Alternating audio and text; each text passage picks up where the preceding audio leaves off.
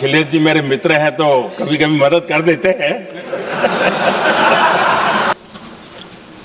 मुझे याद है तब तो मैं शासकीय व्यवस्था की राजनीति में नहीं था, मैं एक संगठन के कार्यकर्ता के नाते काम करता था।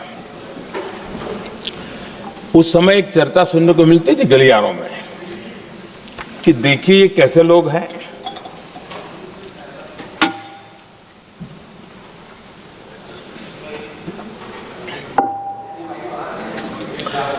पंचायतों में आरक्षण देना है तो बहुत आराम से दे देते हैं, लेकिन आप कह रहे तो कह रहे हैं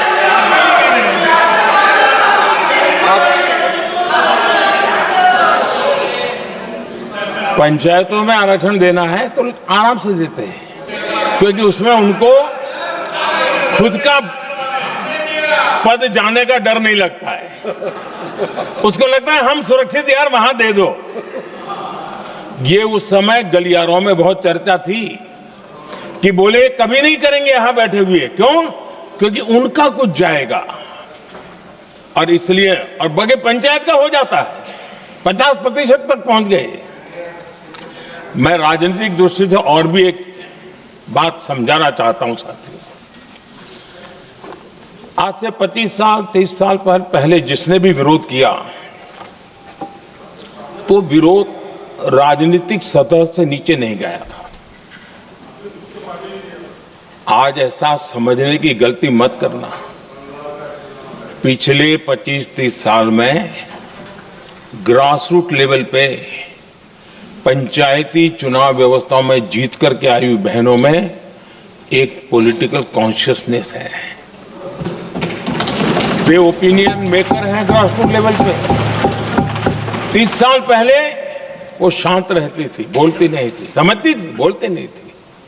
आज वो वोकल है और इसलिए अब जो भी पक्ष विपक्ष होगा, वो जो लाखों बहनें कभी न कभी पंचायत में काम कर चुकी है, प्रतिनिधित्व कर चुकी है, जनता के सुख दुख की समस्याओं को गहराई से देखा है, वो आंदोलित है। वो कहती हैं कि झाड़ू कचरा वाले काम में तो हमें जोड़ देते हो, वो तो परिवार में भी पहले होता था, अब हमें निर्णय प्रक्रिया में जोड़ो। और निर्णय प्रक्रियाएं विधानसभा में और पार्लियामेंट में होती है।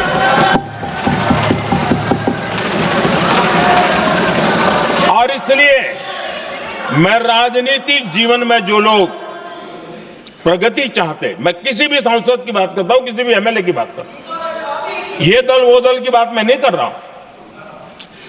जो भी राजनीतिक जीवन में सफलतापूर्वक आगे बढ़ना चाहते हैं, उनको ये मान के चलना पड़ेगा कि पिछले 25-30 साल में लाखों बहनें ग्रासरूट लेवल पर लीडर बन चुकी हैं। अब उनके अंदर सिर्फ यहां 33% का नहीं, वहां भी वो आपके फैसलों को प्रभावित करने वाली है।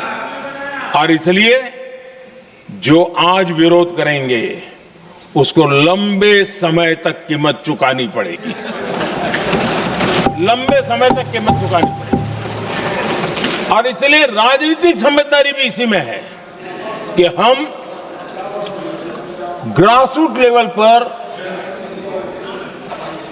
महिलाओं की जो पॉलिटिकल लीडरशिप खड़ी हुई है, उसको आपने अब कंसीडर करना पड़ेगा। यहां मैंने सुना हमारे मुलायम सिंह जी थे, तब से एक विषय चला रहे हैं, उनके परिवार वाले पे भी चला रहे हैं। आप देश की बहनों पर भरोसा करो ना, उनकी समझदारी पर भरोसा करो। एक बार 33% बहनों को यहां आने दो, आकर के उनको निर्णय करने दो, किसको देना है, किसको नहीं देना है, इस वर्ग को देना, उस वर्ग को देना, करेंगे वो निर्णय। हम उनके सामर्थ्य पर आशंका क्यों करते भाई? एक बार आने तो दो, उनको आने तो दो। जब आएंगे तो 34 पे, और दूसरा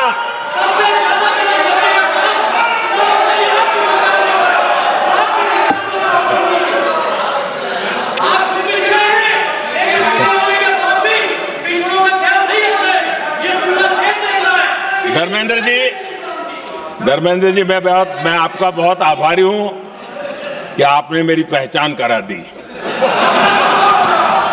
ये बात सही है, मैं अति पिछड़े समाज से आता हूं।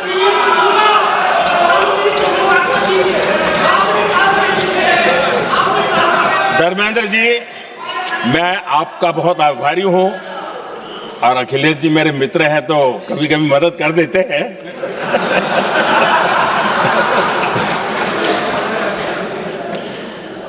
ये बात सही है कि मैं अति पिछड़े समाज से आता हूं, लेकिन मेरा दायित्व समाज के सबको साथ लेके चलने का है, और यही मेरे संविधान ने मुझे यही रास्ता दिखाया है। मेरे लिए संविधान ही सर्वोपरि है, और इसलिए और ये संविधान की ताकत है कि मेरे जैसा अत्यंत छोटे समाज का, अति पिछड़े समाज के व्यक्ति को इतना बड़ा दायित्व देश ने दिया।